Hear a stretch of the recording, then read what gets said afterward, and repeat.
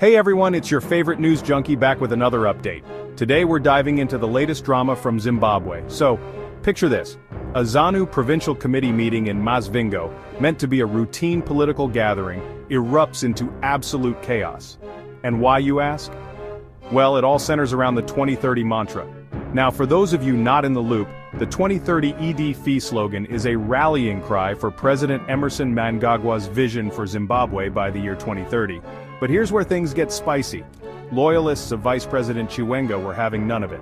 They outright denied the mantra, resisting it at every turn. Tensions rose to a boiling point. Imagine the scene.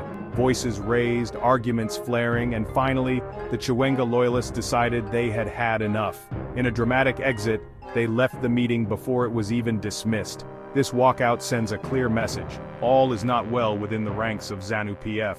The division over the 2030 vision speaks volumes about the underlying power struggles and differing visions for the country's future.